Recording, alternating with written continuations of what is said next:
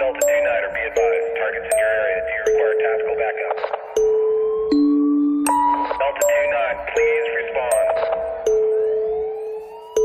Delta, what's the problem? Please respond. Over. Key your mic if you're in trouble. Units, be advised. Now switching to T-Mobile.